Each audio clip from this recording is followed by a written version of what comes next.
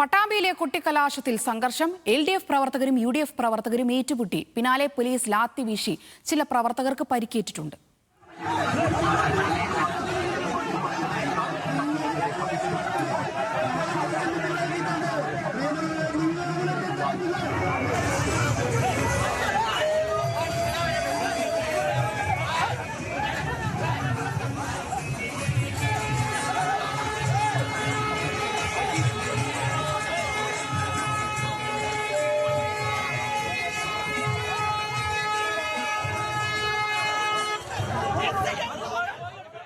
സച്ചിനുണ്ട് വിവരങ്ങളുമായി. സച്ചിൻ, എന്താണ് ഈ സംഘർഷത്തിലേക്ക് നയിച്ചത്?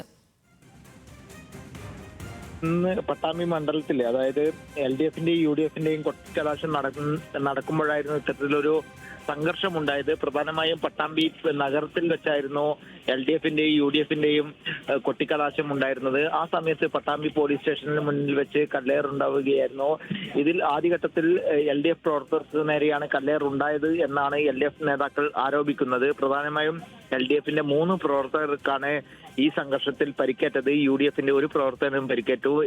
ഇതുമായി ബന്ധപ്പെട്ടുകൊണ്ട് ആ പ്രശ്നത്തിൽ ഇടപെട്ട ഒരു പോലീസുകാരനും പരിക്കേറ്റിട്ടുണ്ട്. നിലവിൽ എല്ലാവർക്കും നിസ്സാരമായ പരിക്കാണ് ഏറ്റിട്ടുള്ളത്. പട്ടാമ്പിയിലെ താലൂക്ക് ആശുപത്രിയിൽ ചികിത്സ തേടിയിട്ടുണ്ട്. എന്നാൽ പോലും വലിയ രീതിയിലുള്ള ആരോപണങ്ങളാണ് LDFന്റെയും UDFന്റെയും നേതാക്കൾ ഉന്നയിക്കുന്നത്. പ്രധാനമായും പരാജയ ഭീതി മൂലമാണ് LDFന്റെ പ്രവർത്തകർക്ക് നേരെ ഇത്തരത്തിൽ ആക്രമണം ഉണ്ടായത് എന്നാണ് LDFന്റെ നേതാക്കൾ ആരോപിക്കുന്നത്. കൂടാതെ തന്നെ UDFന്റെ ഭാഗത്തു നിന്നും സമാനമായ രീതിയിലുള്ള ആരോപണം തന്നെയാണ് വന്നിട്ടുള്ളത്. പ്രധാനമായും ജനങ്ങളുടെ വലിയ രീതിയിലുള്ള പിന്തുണ UDFന് ഉണ്ടായപ്പോൾ LDF പ്രവർത്തകർ ആക്രമിച്ചു എന്നാണ് UDFന്റെ പട്ടാമ്പിയിലെ സ്ഥാനാർത്ഥി TP ഷാജിയും ഉന്നയിച്ചിരിക്കുന്നത്. എന്തായാലും വലിയ രീതിയിലുള്ള ഒരു സംഘർഷം തന്നെയാണ് ഉണ്ടായിട്ടുള്ളത് എന്ന് തന്നെയാണ് നമുക്ക് മനസ്സിലാക്കാൻ വേണ്ടി സാധിക്കുന്നത്. ശരി സച്ചിൻ.